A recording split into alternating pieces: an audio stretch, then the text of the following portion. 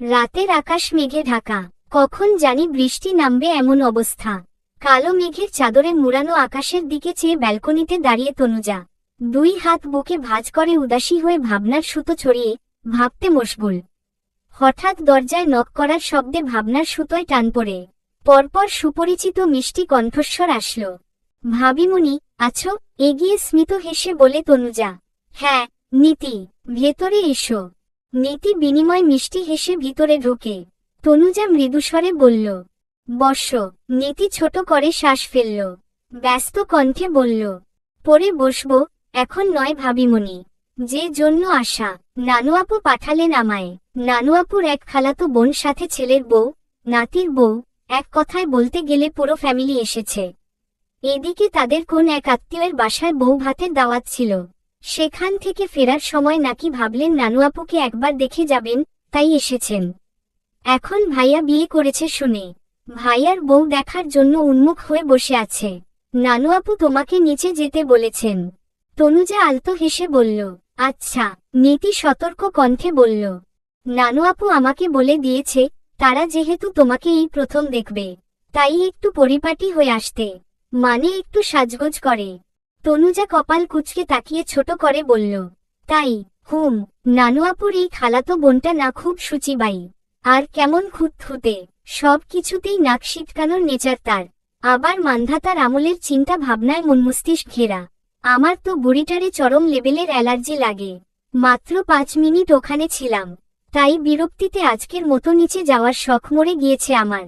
ইয়া আল্লাহ, এই নানুটা নানু আপুর থেকেও এক কাঠি উপরের খিটখিটে মেজাজের। ভাবতে পারছো তুমি? তাহলে কেমন? নীতির মুখের এক্সপ্রেশন দেখে তনুজা ঠোঁট টিপে হাসে। নীতি সিরিয়াস মুখ ভঙ্গিতে ফের বলতে থাকে, রবি ঠাকুরের অপরিচিতা গল্পের বিনুদার মতোই অনেকটা। বিনুদা যেমন সবার পছন্দের অতি সুন্দরীকে চলনসই বলে, ঠিক এই নানুটাও অমন, কোন কিছুই তার মনে ধরে না। বাবরে, এখানেই ক্ষান্ত নয়, এর তো আবার বুলেটের বেগে মুখ চলে, মুখের সামনেই সব বলে ফেলে, পুরাই অসহ্য। তনুজা যেন নীতির কথায় ভীষণ মজা পাচ্ছে, ওর চিন্তা হওয়ার বদলে কেমন হাসি পাচ্ছে। তনুজা মজার ছলে বলল, বিয়ে তো অলরেডি হয়ে গিয়েছে, তাই এখন আপাতত রিজেক্ট হওয়ার ভয় নেই তোমার সেই অ্যালার্জি নানুর কাছে। নীতি প্রত্যুত্তরে মৃদু হাসে, শেষে তারা দিয়ে বলে, আরে হো, আমি তোমাকে একটু সতর্ক করলাম এই আর কি, যাতে কিছু বলে ফেললে মন খারাপ করো না। আচ্ছা আমি যাই, তুমি চটজলদি রেডি হয়ে নিচে এসো। গুড়ি গুড়ি বৃষ্টি হচ্ছে। তনুজা আয়নার সামনে দাঁড়িয়ে জানালার কাচ গড়িয়ে পড়া বৃষ্টির ফোঁটা দেখে নিল। চোখে হালকা করে কাজল দেয়, ঠোঁটে হালকা করে পিঙ্ক কালারের লিপ গ্লোস দেয়। পরপর শাড়ির আঁচলটা মাথায় টেনে নেয়। তন্মধ্যে মুঠোফোনটা শব্দ করে বেজে উঠল। হাতে নিয়ে ইভানের কল দেখতে পায়। রিসিভ করতেই ওপাশ থেকে ব্যস্ত কণ্ঠস্বর ভেসে আসে, হ্যালো তনুজা। এই সময় ইভানের কল দেখে তনুজা বেশ অবাক হয়। তুমি সবার সাথে ডিনার করে নিও, আমার ফিরতে একটু দেরি হবে। এখানে ডিনারের ব্যবস্থা করা হয়েছে, আমি ডিনার করে ফিরব। আচ্ছা বাই। আর বাক্য ব্যয় না করে খট করে কল কাটে ইভান। আগের মতো রাত করে বাড়ি ফেরে না সে, বাড়িতেই সবার সাথে ডিনার করে। ইভানের এই পরিবর্তনে তনুজা খুশি। যতই হোক মানুষটা তার স্বামী, আর প্রত্যেকটা মেয়েই চায় তার স্বামী ভালো থাকুক, সুস্থ থাকুক, সব বাজে অভ্যাস থেকে শত শত মাইল দূরত্বে থাকুক। তনুজার চাওয়াও এর ব্যতিক্রম নয়। ও মন থেকে চায় ওর এই অনাকাঙ্ক্ষিত প্রণয়ের সুন্দর একটা পরিণয়। ড্রয়িং রুমে অনেকগুলো অপরিচিত মুখ।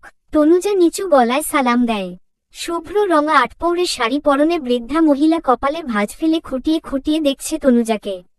নূরজাহান বেগম বেশ প্রফুল্ল চিত্তে তনুজাকে সবার সাথে পরিচয় করে দিলেন।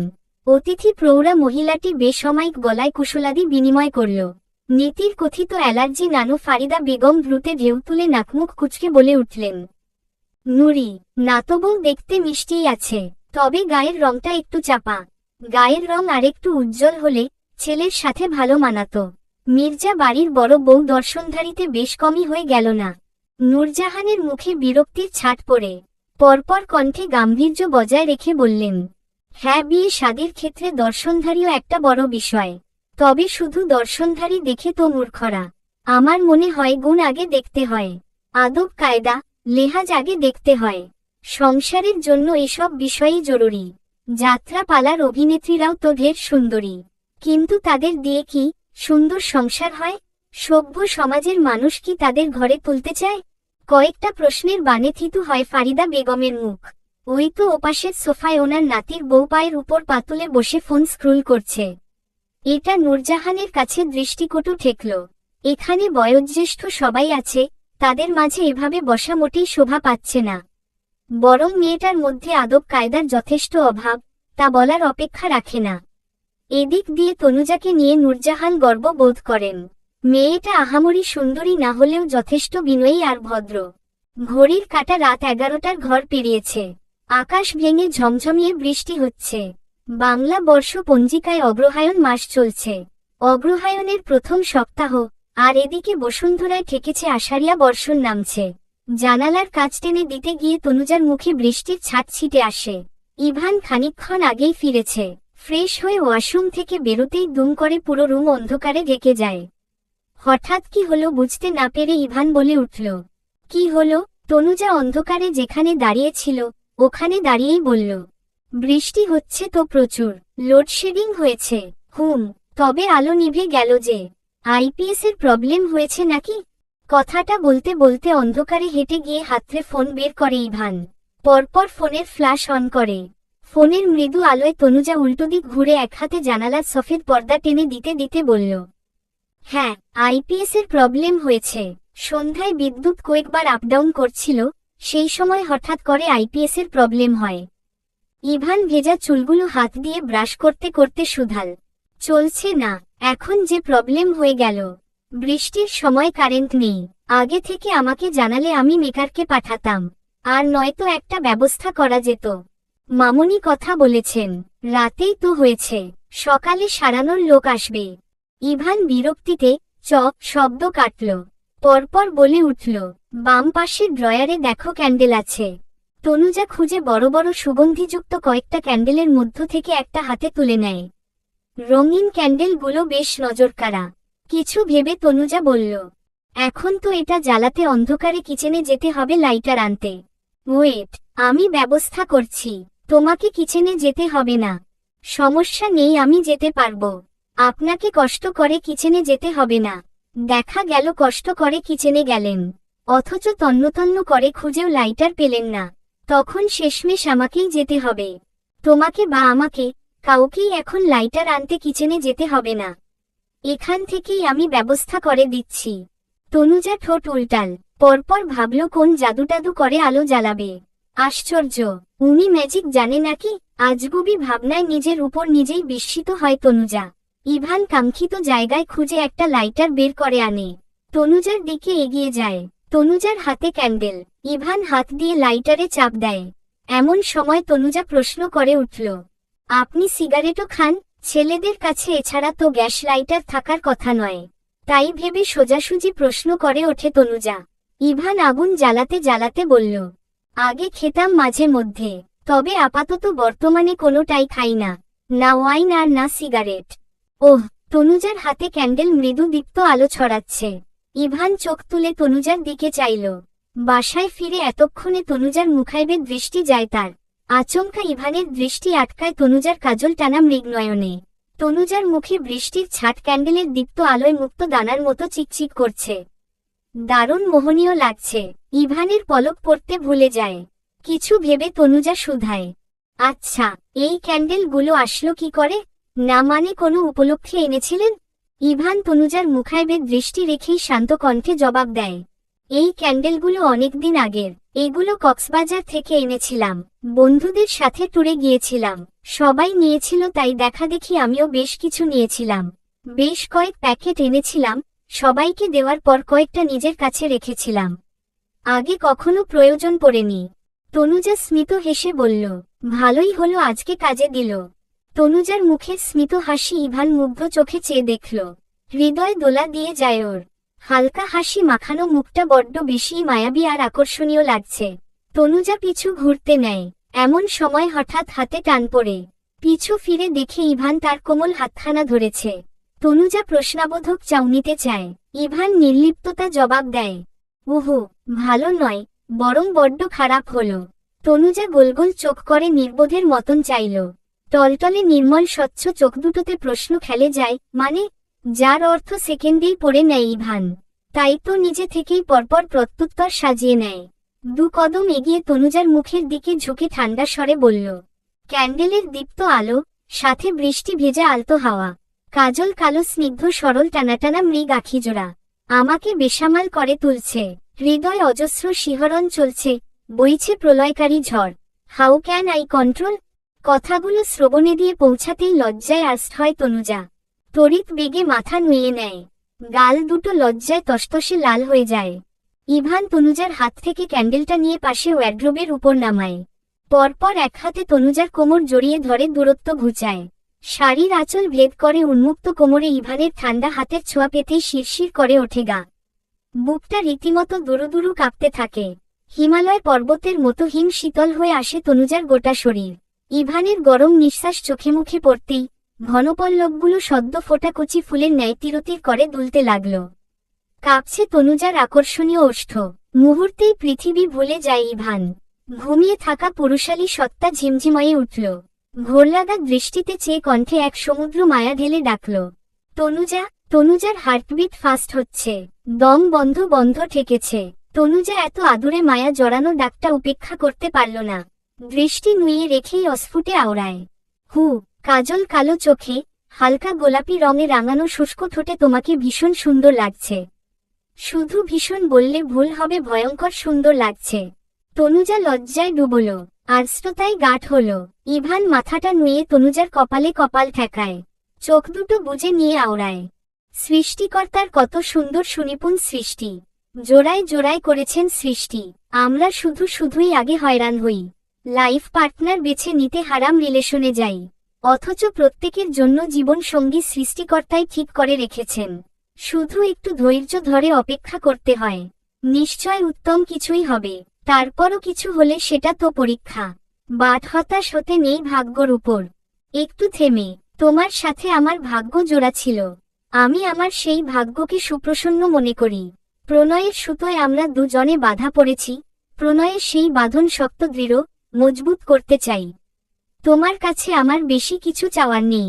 শুধু এতটুকু চাই, আজীবন বিশ্বাস ভরসার মর্যাদা রাখবে, আর মন থেকে আপন করে নিবে।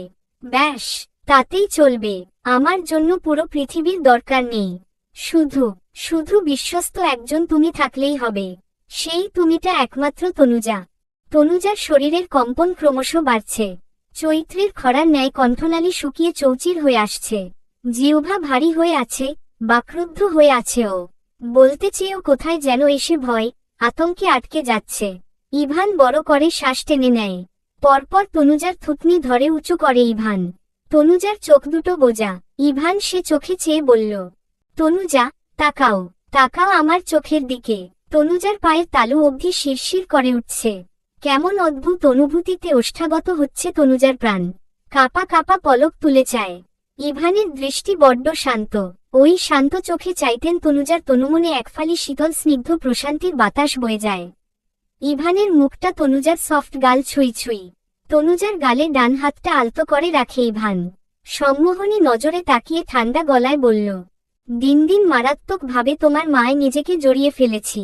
না চাইতেও হুটহাট করেই আমার অবচেতন মন তোমাকে নিয়ে ভাবতে বসে।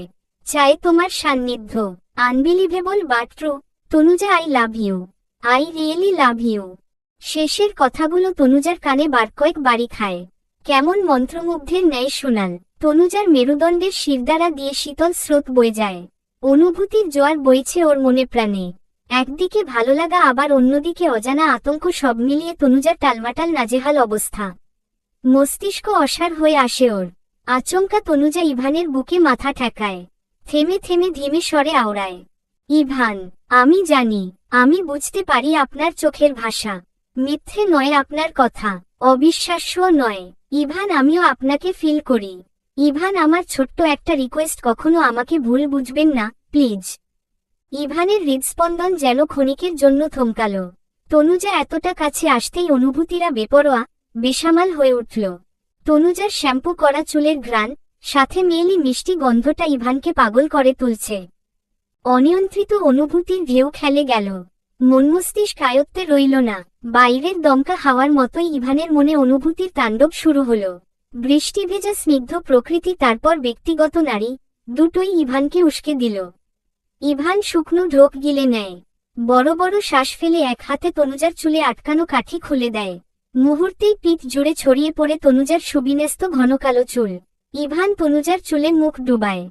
তনুজার কথা অসম্পূর্ণ রয়ে যায়। বাকি কথা শোনার আগেই ইভান মাদকতা মেশানো কণ্ঠে বলল, তনুজা, তোমাকে ভীষণ ভালোবাসতে ইচ্ছে করছে। ইদানিং সবসময়ই করে। আমার কি উচিত এই ইচ্ছেটাকে দমিয়ে রাখা, নাকি এই সুন্দর ওয়েদারে প্রাধান্য দিব, প্রায়োরিটি দিব মনের আকাঙ্ক্ষাকে? ইভানের এহেন কথা, তারপর এতটা কাছে থেকে তনুজারও কেমন হাঁসফাঁস ঠেকেছে। প্রশ্ন করলেও উত্তরের অপেক্ষা করে না ইভান। মুহূর্তেই তনুজার কাপা কাপা ওষ্ঠে ওষ্ঠ ডুবায়। অনুভূতির জোয়ারে ডুবন্ত তনুজা আচমকা অজান্তেই সাই জানায়। তনুজার একটা হাত ইভানের পেছনের চুলের মাঝে চলে যায়, আলতোভাবে মুঠো করে ধরে। আরেকটা হাতে পিঠের টি-শার্ট খামচে ধরে। টি-শার্টের উপর দিয়ে নখ বিঁধে যায় ইভানের পিঠে। আবেশে চোখ দুটো বুজে আসে দুজনের। দুজনকে অনুভব করতে থাকে। বাইরে তুমুল বর্ষণ, ঘরে এক দম্পতির সম্পূর্ণ নতুন স্পর্শ, স্বর্গীয় অনুভূতিতে টালমাটাল অবস্থা। সময় গড়াল, রাত গভীর হতে থাকল, এদিকে ইভানের স্পর্শও গভীর হয়। যে স্পর্শে ছিল না কোনো উগ্রতা, আর না তো উচ্ছৃঙ্খলতা। পুরোটাই অত্যন্ত আদরে কোমল ভালবাসায় সিক্ত, মুড়ানো ছিল। সময়ের সাথে সাথে তনুজার দু চোখের কাজল লেপটায়, সুবিন্যস্ত চুলগুলো এলোমেলো হয়। বৃষ্টি ভেজা স্নিগ্ধ ঠান্ডা প্রকৃতিকে সাক্ষী রেখে তাদের পবিত্র বন্ধনের নতুন অধ্যায় রচিত হয়। দুদিন পর শহরের যানজট কোলাহলময় রাস্তা দিয়ে ড্রাইভ করছে ইভান। পাশে বসে তনুজা। তনুজাকে কলেজ থেকে বাসায় নামিয়ে দিয়ে অফিসে যাবে ও। লাঞ্চের পর মিটিং আছে, তাই দ্রুত তনুজাকে বাসায় নামিয়ে ফিরতে হবে অফিসে। এর মধ্যে রিয়ার ভিউ মিররে দৃষ্টি যায় ইভানের। একটা কারের সাথে কালো রঙের বাইকের ধাক্কা লাগে। চলবে।